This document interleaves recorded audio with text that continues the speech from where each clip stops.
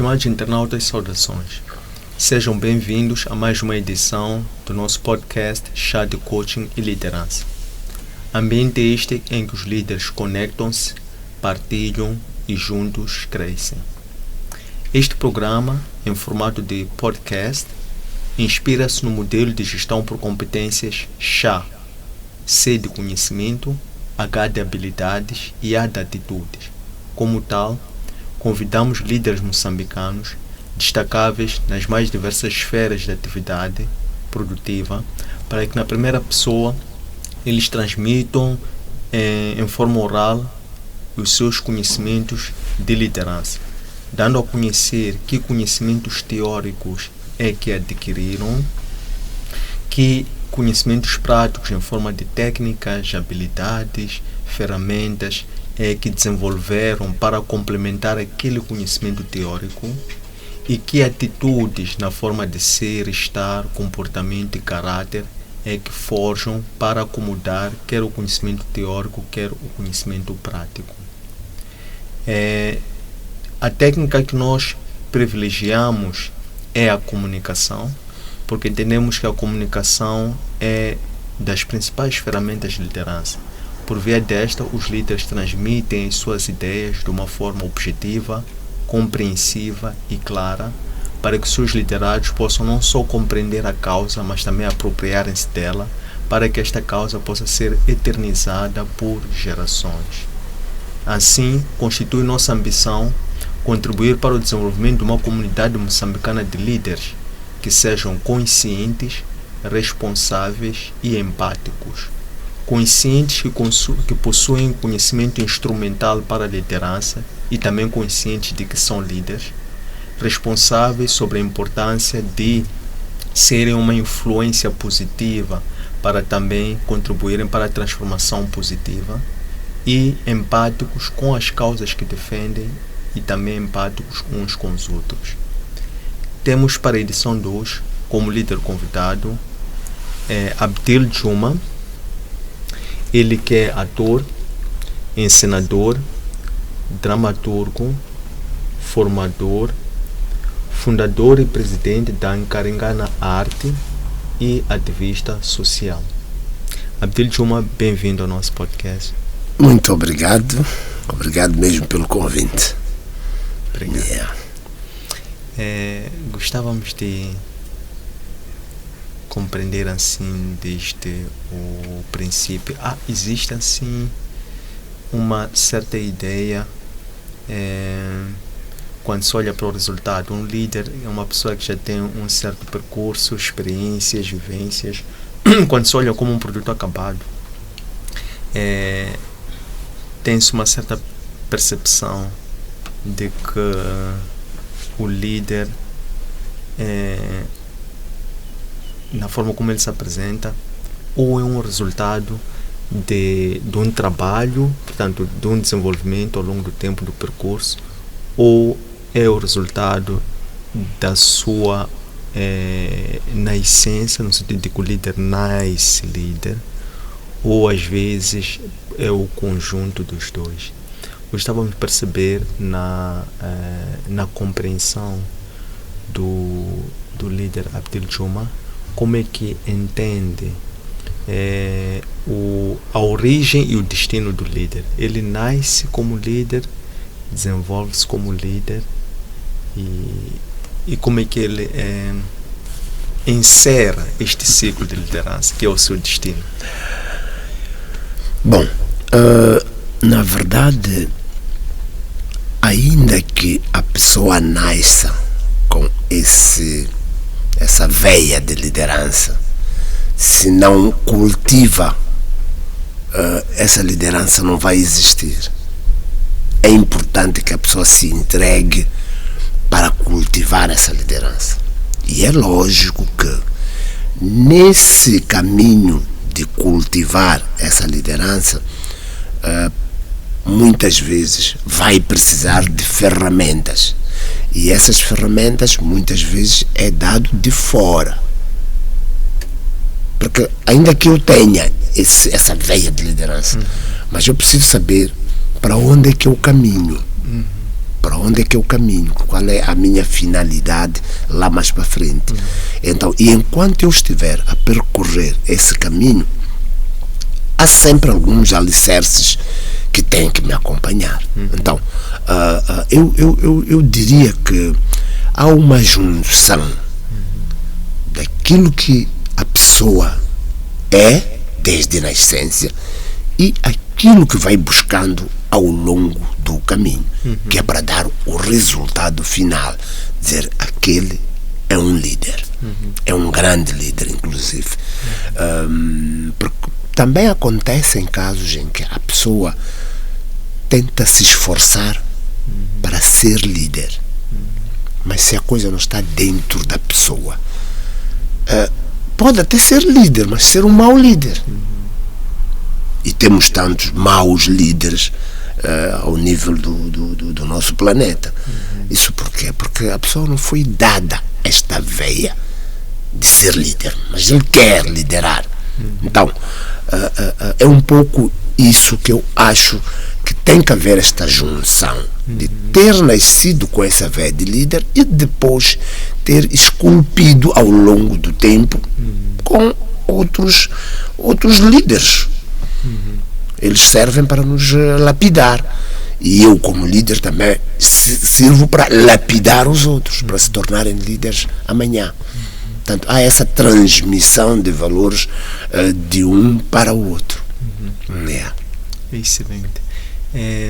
Nesta defesa que fez, chamou uma particular atenção quando se referia à questão de ser-lhe atribuído a liderança, quer dizer, no sentido de que a pessoa, por um lado, tem que ter um certo espírito de liderança que lhe é atribuído, e depois, ao longo do percurso, vai desenvolvendo isto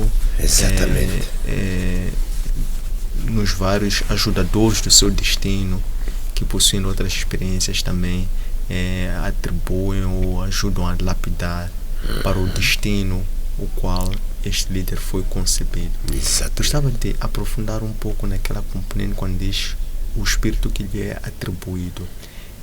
Quem e como é que se é atribuído esse espírito de liderança na pessoa?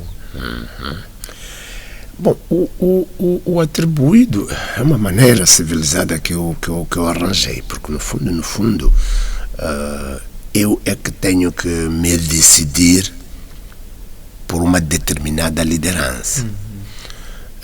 Por exemplo, vou falar de um exemplo prático.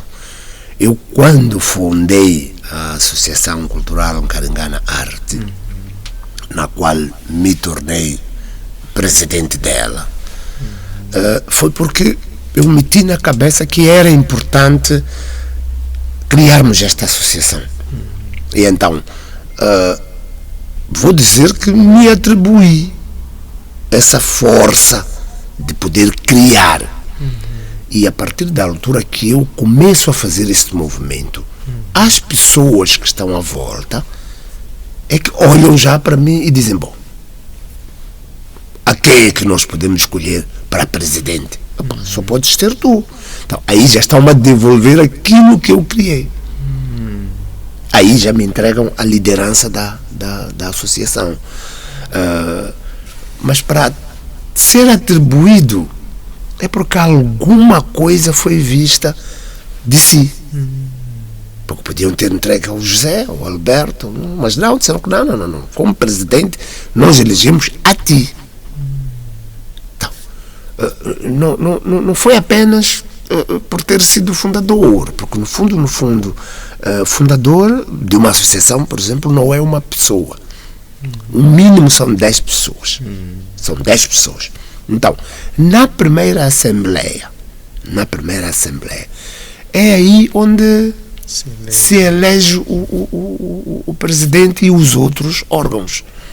Então, coube a mim esse papel de presidente. Então, apesar de ter sido eu o primeiro a impulsionar, mas também os outros me entregaram a liderança. Então, é aí onde eu digo que muitas vezes nós somos eleitos. Apesar também de existirem outras pessoas que arrancam. Quer dizer, são questões que acontecem, que outros arrancam o poder. Mas muitas vezes, democraticamente, a pessoa é eleita e é entregue esse poder de liderar. Então, é nesse sentido a que eu me refiro quando digo que foi entregue esse poder. Agora, o que é que acontece quando lhe entregam o poder? Também não podemos ficar relaxados. É preciso também buscar outras experiências de outros líderes. É por isso que eu disse que nós somos líderes, sim, mas temos que buscar outros alicerces para podermos avançar como bons líderes. Porque não podemos pensar que nós somos os tais dono de tudo e de todos. Não. Precisamos também abrir um bocadinho a pala para ver o que é que há noutros cantos. Como é que isto funciona? Eu, por exemplo, quando entro no teatro de rádio, eu tive uma grande professora, que é a Maria Pinto Sá, que agora está na Beira, e já mando um beijinho para ela. A Maria Pinto Sá, que está na Beira, agora está a residir lá. Foi uma professora que me lapidou como ator. Ela me lapidou como ator. Depois disso, me deixam com o cargo de encenador do grupo. Mas aí também precisei de outras pessoas, como ela já não estava cá. Precisei de outras pessoas, o Santana Afonso, o Leite Vasconcelho, o Machado da Graça. São pessoas que eu sempre me encostava nelas. Por quê? Porque são pessoas que já vinham fazendo teatro de rádio. Então, era preciso beber alguma coisa deles. E eu também tinha que transmitir os outros. Mas para eu transmitir os outros, eu tinha que transmitir os conhecimentos que eu também estou adquirindo. E foi assim que fui me tornando este encenador de teatro de rádio, que já passam por aí. Bom, desculpe-me, acho que é muito mais... A minha carreira deve ser um pouco mais velha do que os nossos colaboradores aqui. Estou com 33 anos de carreira, não é? E como ator e encenador, como encenador por aí 25 anos. Por aí 25 anos como encenador. E isso ajudou-me bastante, ter que beber destes para eu também poder transmitir para os outros. É muito interessante quando declarou que lançou a semente, teve a iniciativa, portanto a iniciativa foi desperta em si, teve a iniciativa de lançar a semente. Exatamente. E quero também associar em jeito de questão o ser líder e ser um semeador de ideias. Quando dizia que teve a iniciativa e depois, em sede de Assembleia Ordinária Primeira, o grupo, o consenso, o todo, devolveu em si a liderança, reconhecendo que residia em si, vamos lá, a força ou a compreensão para a implementação daquela visão. E depois, associado a isso, referiu-se ao termo de uma forma democrática. Será que o termo democrático não será uma forma moderna, atual, de referir-se àquilo que seria ao naturalismo das coisas? Bom, dizer moderno é uma forma de dizer, mas a democracia já existe desde que nós nos conhecemos como seres humanos. O consenso, quando a gente fala de democracia, é mesmo em termos de consenso, em que nós nos olhamos e dizemos assim: ok, alguém tem que nos liderar. E entramos em consenso que esse alguém é o fulano. Então, isso é uma questão bem antiga, desde os tempos que já lá vão. Se for a ver, no futebol tens o capitão, que é o líder dos jogadores quando estão em campo. É o líder dos jogadores que estão em campo. Temos outros tantos que alguém tem que liderar, não temos como, alguém tem que liderar. Quando uso a palavra democracia, é uma forma de mostrar que não foi uma imposição. É claro que eu disse também em tempos atrás que existem alguns líderes que se impõem. Portanto, não estamos a dizer que não existe. Não existe, sim. Mas o modelo normal é a gente dizer assim, nós precisamos de alguém para liderar esta time. E, ok, ficou fulano. Ok, concorda? Eu não vejo nenhum problema. E tu também não vejo nenhum problema. Então pronto, fica ele. E acabou. Portanto, esse termo democracia, na altura provavelmente nós não conhecíamos, né? Mas na nossa vivência sempre houve essa democracia de eleição dos nossos líderes. Yeah. Muito bem, excelente. Como é que olhando para essa lapidação e tendo em conta que o líder é que ele tem que emprestar a sua vida para o exercício democrático de uma liderança que vai se atuar num plano coletivo, a seu nível pessoal, quais foram os desafios que teve de lapidar o seu caráter individual? Talvez antes era menos expressivo, ou uma pessoa mais reservada, ou às vezes pessoas mais tímidas, isto, aquilo. Que tipo de lapidações teve que sofrer de uma forma consciente para se tornar um melhor líder? Bom, na verdade, houve muita mutação daquilo que eu era antes de eu me entregar. Houve de facto muita mudança. A minha forma de ser e estar de antes passou a ser outra forma de ser e estar, por conta de...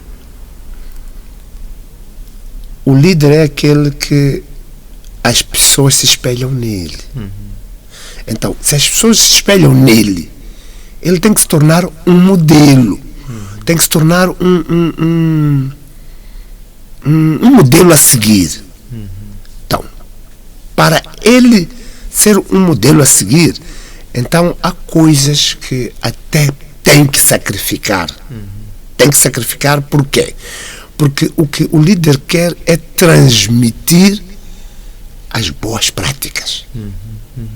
Então, se o líder quer transmitir as boas práticas e as pessoas estão de olho nele, aquelas práticas maléficas têm que ser afastadas. Um indivíduo como líder não pode, por exemplo, ser visto na rua com uma garrafa de cerveja a beber. Porque as pessoas vão dizer, eu olhava para este indivíduo como um modelo, como um exemplo. Mas está ali. Às vezes está bêbado, ou está num bar, está a dormir e não sei o quê. Então, muitas práticas têm que ser cortadas, alguns sacrifícios têm que ser feitos. Que é para permitir que as pessoas, ao olharem para ti, possam dizer assim, vale a pena eu ser o seguidor do Abdil Juma. Vale a pena. Então, são essas lapidações que um líder acaba sofrendo, mas para o bem. Para o bem. Quer dizer, acaba até fazendo para os outros, mas também está a fazer para si próprio. Porque no fundo, quem sai a ganhar é o próprio líder. Então, essas lapidações são lapidações que têm de existir num líder. Ele tem que sofrer isso, essas mutações todas, que é para permitir que se torne esse bom líder. Porque fora disso, vamos questioná-lo. Sim, vamos questioná-lo. Mas que líder é este? Ele diz uma coisa, mas faz outra. Então, não é este que nós queremos seguir. Nós queremos seguir aquele que nos diz uma coisa e faz aquilo que ele nos diz. Aí, ficamos felizes em segui-lo. Então, É aí onde tu tens que dar a sua vida para poder também lapidar os outros, porque fora disso não funciona. Não funciona. Yeah. Muito bem. Quem é o líder que o inspira? Se tiver que mencionar 2 ou 3 ou 1, se possível. E qual é o estilo ou a escola de liderança que adota ou que suscitou? Ok. Nomeadamente através da associação Nkaringa na Arte. Bom, eu vou ser suspeito, porque vão dizer, mas como é que este senhor se apegou a um indivíduo que morreu em 86? Mas conhecendo as histórias dele, muitas delas citadas pela esposa, isso me fez olhar para esse líder e dizer, não, Samora Machel era um líder. E é a ele que eu sempre que eu tenho que fazer alguma coisa, eu olho para a maneira como Samora fazia as coisas. Muitas vezes nunca fez por ele ou para ele. Ele sempre fez a pensar nos outros. Ele fez a pensar nos outros. E isso me ajudou bastante para o meu crescimento. Porque não houve espaço para egoísmo. Não houve espaço para egoísmo. Eu sempre que tivesse atores por formar, eu dizia, quero formar atores para o amanhã. Quero formar atores para o amanhã. O formato usado nem foi de escola, é da vivência diária. Eu tive alguns problemas num projeto aí, de Ouro Negro. Eu, como diretor de atores, eu é que dirigia os atores. Então, a uma determinada altura, tivemos que buscar alguns atores da Escola de Comunicação e Arte. São atores que estavam a terminar o curso de teatro. E, infelizmente, alguns, quando foram apresentados, o Abdel Juma está há 25 anos no teatro de rádio, não sei o quê. Só que eles foram se perguntando, mas ele estudou onde para ser diretor de teatro? E as pessoas foram dizendo que não, ele nem estudou teatro. Ah, mas como é que ele é diretor? Disseram que não. Ele é diretor porque ele aprendeu na vida, ali, no terreno. Não fez a teoria, fez diretamente a prática. Então, aquilo que vocês estão a trazer da escola ainda é teoria. Ele já passou da teoria, está na prática. Mas mesmo assim as pessoas não gostaram de saber que eu nem sequer sentei na carteira. Mas a escola da vida já me tinha ensinado. Eles, quando chegassem com alguns ares assim de superioridade, eu dizia que não. Eu respeito a escola, porque é importante. Mas também vocês têm que respeitar os anos que eu tenho da prática. Então, quando eu corrijo isto, é porque o meu ouvido já está apurado.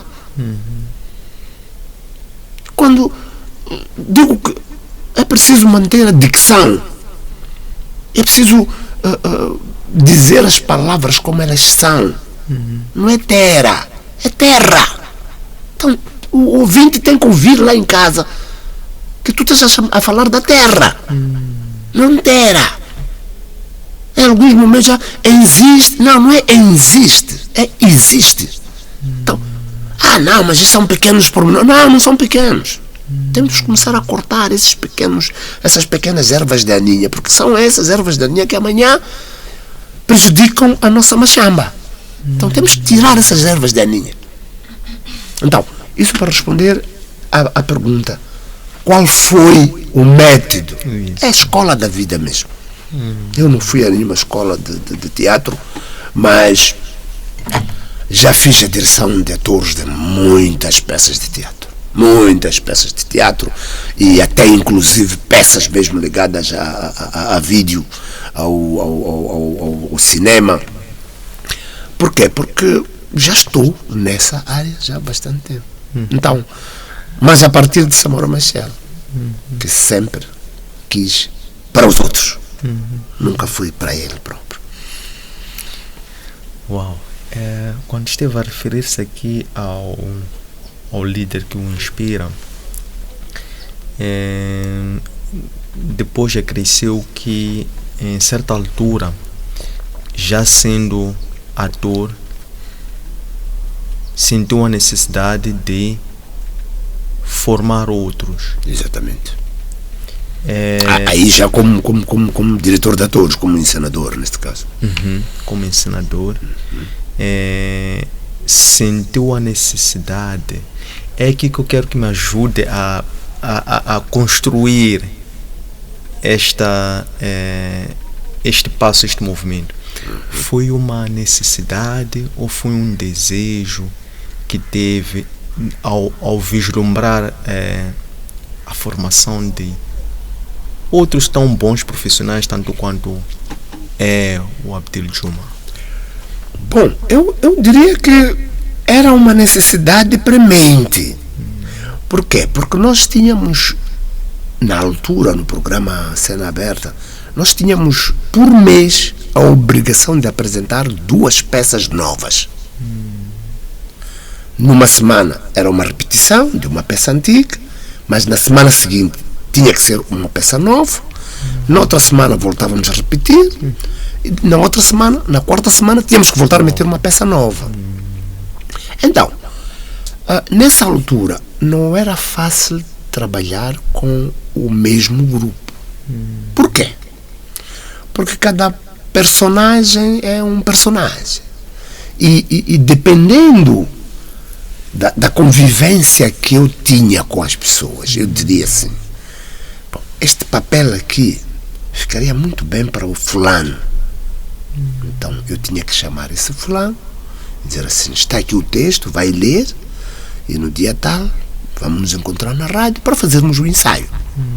Então, é no meio desse ensaio que as formações vão acontecendo. Fazemos o ensaio de uma semana, na semana seguinte fazemos a gravação. Então, é no meio disso tudo que a formação torna-se premente. A formação torna-se necessária. Não temos como. Por quê? Porque a pessoa que hoje chamei já não é a mesma que fez a peça passada ou as peças passadas. Pode ser uma voz nova. Então, como havia essa mudança de atores, eu disse, bom, vamos fazer assim. Vamos formar um grupo um pouco mais grande. Foram 32 atores. Sim, 32 atores na primeira formação. Vamos formar 32 atores num curso de teatro radiofónico. E termos um banco de dados em que sabemos que para um papel assim de um polícia um pouco rude, não sei o quê, vamos colocar o fulano. Mas uma fofoqueira, tá, vamos colocar a fulana. Para fazer um papel assim meio de alguém da igreja, não sei o quê, vamos colocar fulano. Então, eu acabei ficando com esse banco de dados. Então, por causa dessa formação, aí já abri espaço para os outros já serem eles, já me solicitarem. A serem eles, já me solicitarem. A minha primeira saída de Maputo foi para Angônia, em Tete, onde também fui formar 19 atores e ainda gravamos uma peça em Tete. Depois voltei, fui para Xai-Xai, fui para Nampula, aí já eram os outros que estavam a solicitar. Mas a partir daquela primeira ação minha. Então, sempre que ligassem para a rádio, a rádio dizia, porque eu nunca fui funcionário da rádio, sempre fui um colaborador. Então eles diziam, não, essa área aí é com o Abdil Juma. Essa área aí é com o Abdil Juma. Então, as instituições iam-me convidando para fazer isso aí. Lembro-me da Helvetas Moçambique, lembro-me da própria FDC, a Fundação da Mama Graça. Fizemos uma peça da educação sobre parceiros concomitantes. Fui também pela Médicos de Médicos Sem Fronteira para a TET, pela Direção Provincial de Xai-Xai também. Fui fazer uma formação. Quer dizer, aí já eram eles que me solicitavam. Então, isso para dizer o quê? Para dizer que numa primeira fase eu achei que era necessário formar os meus, digamos, fixos ali na rádio, os que trabalhavam comigo na Rádio Moçambique. E depois começaram já a aparecer já solicitações. Então, a outra formação já foi há pouco tempo, há mais ou menos, trabalhei no projeto do Ouro Negro por aí 5 anos, e ali também as pessoas se trocavam, dependendo do tipo de papel. Havia uns que eram os fixos, mas depois no meio entrava mais um, precisamos de um velhote, precisamos de uma criança, precisamos de uma senhora, não sei o quê. Então, esses também sou obrigado a ter que sentar com elas primeiro. A ideia é esta. E hoje em dia as pessoas já estão muito bem. Inclusive até uma delas está agora a dirigir a novela Maida, a Arlete. Aquela também foi uma das minhas atrizes. E agora já está a dirigir. Isso para dizer o quê? Essa coisa de liderança, a gente é para passar para os outros. É para passar para os outros. Então, é agradável até quando nós olhamos assim e dizemos, houve produção. E os outros já têm grupos de teatro, estão por aí. Então é sempre agradável. Excelente. Olhando para a vida de um líder que corre o ciclo normal da vida de qualquer ser humano, como se fosse um rolo compressor, em que a partida não se vislumbra todo o filme. Sim. Esta é uma viagem, na verdade, que comporta várias trajetórias, né? Várias vias. E esse rolo vai se abrindo à medida em que se alcançam certas etapas. Na etapa atual, na reta atual dessa sua trajetória de liderança rumo ao destino que conhece, qual é este propósito que o impele, que é o combustível, vamos lá, de manter viva a chama e alimentar continuamente o espírito de liderança que vai lhe dar essa energia para materializar esta missão? Não percebi muito bem a pergunta. Muito bem. Seria qual é a missão ou o propósito de vida que persegue agora, enquanto líder, rumo ao destino que a sua liderança está a levar, a conduzir?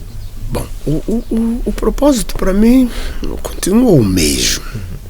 O propósito é transmitir os meus conhecimentos para os outros, que é aquilo que eu também tive, é aquilo que eu também recebi.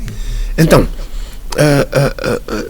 recuando para o líder a que eu admiro, eu dizia que ele não fazia as coisas para ele. Então, eu também estou na mesma senda. Eu também estou na mesma senda de transmitir os conhecimentos para os outros. E eu diria que já estou feliz. Por quê? Porque estes conhecimentos que nós transmitimos para os outros já estão a ser aplicados por estas pessoas a quem nós entregamos os conhecimentos. E esse é o grande objetivo. Esse é o grande objetivo. Hoje, a Maria Pinto Sá Eu, quando fui para Beira para ir lançar lá o meu CD de peças de teatro radiofónico, aquelas que eu escrevi e gravei na Rádio Moçambique, então coloquei em CD. Então fui para Beira, num dos festivais nacionais da cultura, e fui para lá. Quando eu cheguei e ela soube de que eu ia lançar, ela disse: Abdel, estou feliz porque estou a ver o fruto daquilo que eu fiz. Eu disse: é por isso que eu disse, tenho que ir a Beira. E ela ficou feliz. Então, é um pouco isto que está a acontecer agora comigo. Eu também estou a ficar feliz. Exatamente por quê? Porque quando olho para frente, eu vejo que os produtos estão a surgir.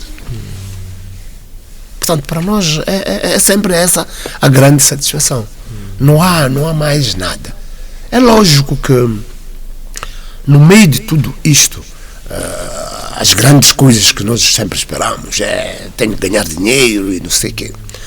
Acredite que há pessoas que nesses últimos anos acabamos nos cruzando. Eles dizem assim, sabe, quando tu entraste no teatro de rádio, nem imaginávamos que tu ias ficar este tempo todo.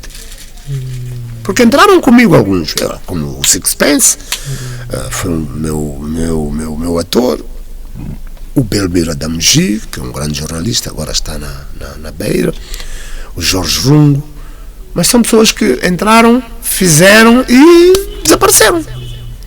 Mas não sei o que é que me deu na cabeça, mas eu continuei. Daí que 33 anos depois ainda estou no teatro de rádio. Então, para mim, a grande satisfação é exatamente essa. Ver os meus pupilos a brilharem além. Alguns está difícil de reconhecer e dizer: obrigado, Juma, por vários motivos, sabe? Cada um tem a sua maneira de ser. Mas eu já sou o contrário, eu grito bem alto mesmo que os meus professores foram estes que eu mencionei: o Machado da Graça, Maria Pinto Sá, o Santana Afonso, o Machado da Graça. Então, são pessoas que me lapidaram. Não posso deixar de falar deles. Eu reconheço, sim. Então, a grande satisfação de facto é essa: ver os pupilos a brilhar. Muito bem. Em frente deste projeto, a Associação Nkarengala Arte, quais são os desafios que se lhe impõem a nível dos processos de gestão conducentes a desenvolver uma estratégia de negócio que transmita credibilidade, reputação e atraia apoio para fazer expandir e crescer com sustentabilidade este projeto? Bom, no princípio não, a associação em si é uma associação sem fins lucrativos. Ela trabalha para as comunidades. Ela desenvolve as comunidades a partir da arte. E essa atividade é uma atividade que sim requer dinheiros, e algumas vezes aparecem e algumas vezes ficamos a choramingar pelos cantos. Mas o que é que nós fazemos como estratégia? Nós temos um plano bienal, onde dizemos quais são as atividades que gostaríamos de fazer durante estes 2 anos, dentro destes 2 anos. E depois vamos submetendo os peditórios nos parceiros. E querendo, o parceiro aponta por exemplo, diz: olha, este projeto de teatro dos bairros, ok, é tanto, tá bem, eu vou patrocinar este projeto, mas eu preciso de ter mais informações, como é que isso vai ser, não sei o quê, onde é que eu ganho, porque eles também tem que sair a ganhar. Ainda que não seja valores para ele, mas ele, em algum sítio ele tem que ganhar. Sim. Então nós também vamos lá, explicamos que não, durante a apresentação das peças, o vosso banner estará ali atrás e tal. Quando nós estivermos a falar do projeto, vamos mencionar o vosso nome. Quando estivermos a falar nos jornais, nos mídias, também vamos mencionar o vosso nome, vocês é que nos apoiam. Querendo, na possibilidade, também podemos trajar a vossa marca, a vossa cor. Essas contrapartidas todas. Então, são essas estratégias que nós estamos a usar. Agora, por exemplo, estamos a pensar no dia 27 de março do próximo ano, mas já começamos a movimentar agora. Que é para quando eles forem fazer os seus balancetes, não sei o quê, o programa do próximo ano, fazem, mas já sabem que há aqui este projeto. Então, em função disso, aquilo que aparecer, é essa estratégia que nós usamos. E não está fácil. Piorou então naqueles 2 anos da Covid. As portas fecharam-se. Está a ser complicado voltarem-se a abrir. Mas não desistimos. E aí por isso que estou a dizer que agora já estamos a trabalhar para o próximo ano. Que teremos o Festival de Teatro dos Bairros e depois também teremos o Festival de Junho, que é o festival para a comemoração, né, da nossa independência, e também teremos o Soldado de Setembro, que é, bom, eu não deixo o Samora de lado, em setembro, que é a data em que ele completaria mais um ano. Então ali também queremos fazer um sarau cultural denominado o Soldado de Setembro. Alguns até pensam que estamos a falar de todos os soldados de setembro, né? Mas estamos a falar de Samora mesmo, porque esse é meu líder. Então são esses 3 projetos que já estão marcados para o próximo ano. Essa é a estratégia que nós estamos a usar. Para além de outros projetos, por exemplo, concurso de poesia, concurso como é que chama? De desenho. Sim, aí no concurso de poesia temos bom, não sei se vamos chamar aquilo de associação, mas deve ser associação, uma editora que produz livros com capa de cartão reciclado. Sim. Então, quando nós fazemos o concurso de poesias, depois os poemas eleitos, os melhores poemas, são compilados e são editados em forma de livro. Portanto, são esses outros projetos que se intercalam, que se intercalam com aqueles grandes, não é? São essas estratégias que a Nkaringana Arte está neste momento a usar. Muito bem. Como é que o líder ele posiciona-se em face aos recursos da organização da qual ele é responsável, para que ele possa conseguir manter a sua integridade e satisfação das suas necessidades enquanto pessoa, sem ferir os objetivos de sustentabilidade dessa mesma organização, sobretudo quando se trata de organizações sem fins lucrativos, por um lado. Como é que este líder, enquanto uma pessoa, eventualmente pode diversificar eventualmente o risco? Na sua experiência pessoal, como é que este líder se posiciona relativamente aos objetivos, sem criar conflito entre as histórias? Bom, feliz ou infelizmente, os conflitos já acabam aparecendo e é preciso saber gerir. Eu muitas vezes até levei porrada com a minha esposa, porque em algum momento acabava usando alguns recursos de casa a bem da associação. Mas isso por quê? Porque era preciso ver a associação a andar. Eu ainda me recordo que a publicação no BR foi a minha esposa que me chenecou o dinheiro, que até hoje ainda nem pagamos.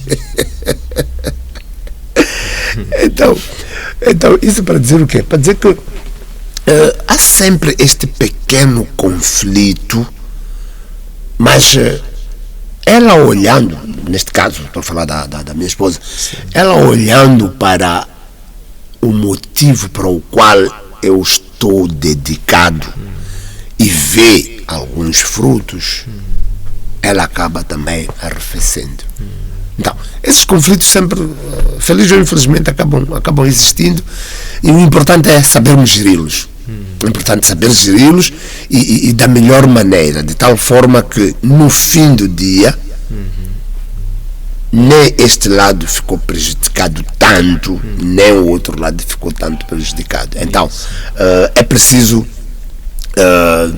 termos esta estratégia de contornarmos alguns conflitos. É preciso saber contornar os conflitos, e isso aí faz-se com uma estratégia de mestre mesmo. É interessante. Agora, relativamente do líder para a organização, o movimento, como é que o líder pode preparar-se, posicionar-se para ele não ser um peso para a organização? De que forma é que ele pode se reinventar, eventualmente buscando outros conhecimentos, desenvolvendo outras habilidades, abrindo outras frentes, outras fontes de rendas? Como é que ele pode também, por sua vez, criar essa disciplina de não desviar, vamos lá, ou reduzir a necessidade de ter que desviar providências de casa para lá, por exemplo, e depois como é que ele também pode distanciar-se para não ser um peso, por sua vez, à organização? Bom, a primeira questão que é importante é que o líder tem que saber formar os outros membros, para permitir que esta ausência ou este pequeno desligamento não possa afetar a organização. Porque uma das coisas que muitas vezes mata as organizações ou as agremiações é que as coisas só funcionam quando está o líder. Se ele não estiver, não acontece nada. Então, é este tipo de situações que é preciso mudar. O líder tem que ser alguém que diz assim: epá, pessoal, eu preciso que me preparem isto. Ele vira as costas e vai embora. 2 por 3, ele é apresentado o relatório detalhado. Sobre aquele assunto, epá, nós fomos para não sei o quê, depois deu-se isto. Sobre outro assunto, eu também fui para não sei onde, e tá. E aí juntamos aquilo tudo. Ok, então como a coisa está assim, ok, vai dando continuidade até teres a resposta final. Ok? Epá, tu também, em relação a esse assunto, epá, é preciso fechar esse dossiê. Ok. O líder levanta e vai embora. Agora, se o líder for aquele que se apega nas coisas, tudo é ele. Se ele tiver que ir conversar com um banco, por exemplo, para pedir apoio, ele vai. Mas é para ele deixar uma carta, por exemplo, no Ministério da Cultura, tem que ser ele também a ir. Então tu dizes que esta agremiação é composta por uma pessoa, ou tem várias pessoas que estão na direção e outros tantos membros. Então é preciso descentralizar. É preciso descentralizar.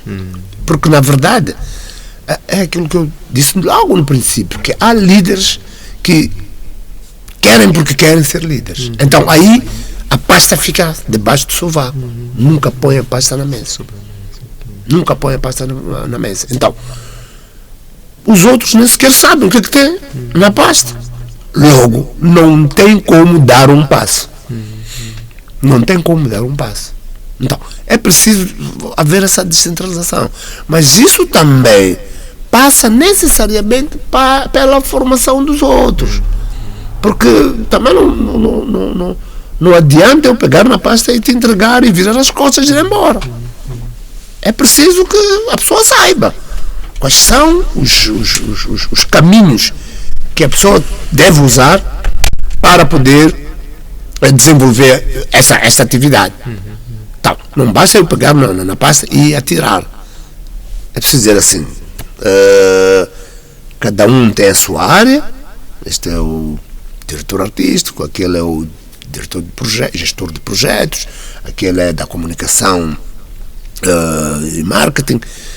Então, cada um deles deve ter. Até tivemos a sorte de aparecer uma ONG nacional que até nos deu uma mini formação de liderança. Já não me recordo como é que era o nome dessa agremiação, já não me recordo, mas talvez já de me vir. E uma das coisas que até nos valeu a pena foi na produção de projetos. E ali, a partir daí, quer dizer, foi muito bom, porque já sabíamos como fazer um projeto para esse projeto passar. Sim. Porque antes aquilo era só dizer, nós queremos fazer isto. Metíamos ali algumas linhas, não sei o que, íamos meter. Eles olhavam, isso aqui, pá. E muitas vezes perdíamos. Mas depois dessa formação, aí já começamos a fazer projetos com pés e cabeça. Está a ver?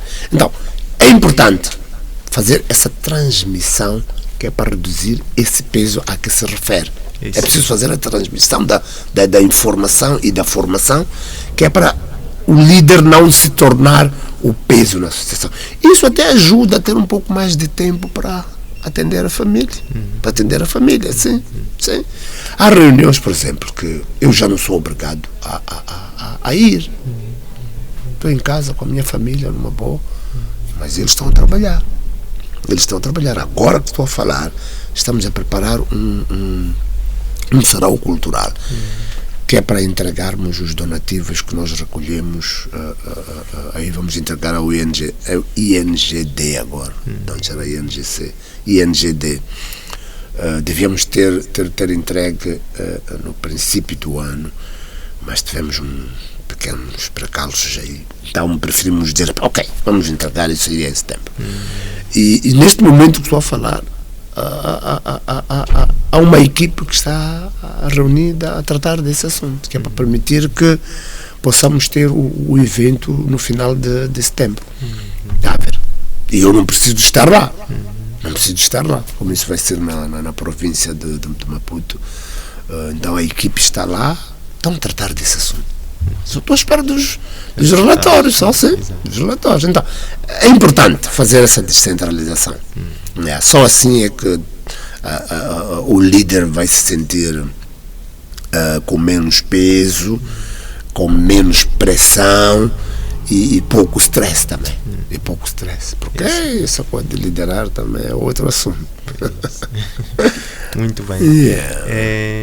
Porque o tempo é limitado e escasso.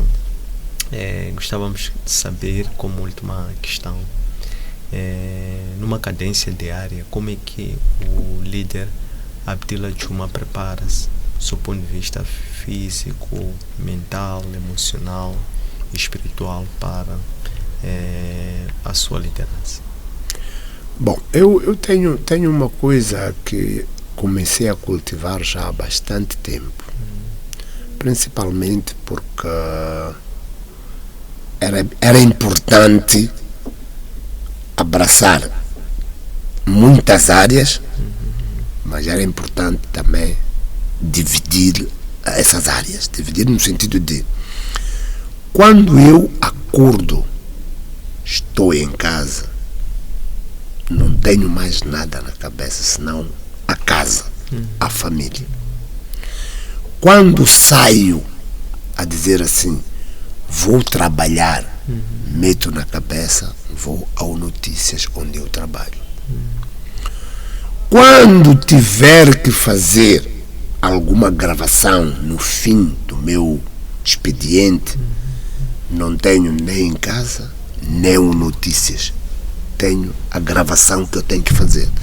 Pode ser um spot publicitário, pode ser uma radionovela, pode ser um filme, porque também sou ator de cinema. Então, eu desligo a ficha. Espiritualmente, eu estou para isto. Acabou. Não preciso, como que vou chamar? Não misturo as tempestades. Agora é cinema. Estou no cinema. Não tenho que pensar na radionovela, não tenho que pensar em notícias, não tenho que pensar em casa, estou a pensar naquele papel que me deram de cinema. Então tenho que desenvolver aquele personagem. Como é que é esse personagem? Tal, tem que ser um velhote e tal, não sei o quê. Então eu tenho que desenhar esse velhote. Não, mas o teu papel é diretor de uma escola. Tenho que desenhar esse personagem. Então, para isso, eu preciso desligar a ficha as outras fichas. Tenho que desligar as outras fichas. Então, um líder deve também saber fazer essa divisão. Porque não é fácil, hoje em dia, nós dizermos que só temos uma coisa. E vamos dedicar a essa só e acabou. Não. Pior na nossa área cultural. Chamam-te para um spot publicitário, pode ser televisivo, pode ser spot publicitário radiofónico. Então, tu não podes ir para lá a pensar noutra coisa. Porque, praticamente, quer dizer, ainda que saia, mas pode não sair tal e qual como devia ter sido. Por quê? Porque não estás ali. Estás a pensar noutras coisas. Então, é importante que o líder tenha esta veia de desligamento, que é para permitir que faça as coisas como elas devem ser feitas. Muito bem, excelente. Queremos agradecer o tempo que dispensou para facilitar estas lições de liderança, que muito vão acrescer-nos em conteúdo e em qualidade. Desejamos-lhe que o Criador continue a suscitar-lhe muito mais inspirações e esta capacidade de desligamento para conseguir fazer um bom interface entre as diversas responsabilidades que tem, entregando-se inteiramente com a intensidade que cada uma das responsabilidades demandam. Exatamente. Bom, resta-me só agradecer este convite e dizer que também para mim foi muito bom conversar convosco e espero que mais dias possamos tomar este chá de coaching. Que bom. E foi agradável. Obrigado pelo chá. Muito obrigado. Estas lições encontram depositadas nas nossas plataformas digitais. Nossa página Facebook, Antônio Sende-Oficial. Nosso canal YouTube, Antônio Sende-LDA. Nosso aplicativo optimizável para plataformas Android, Elo App. E nosso webpage www.academiaservo.com. Um abraço de luz e até breve.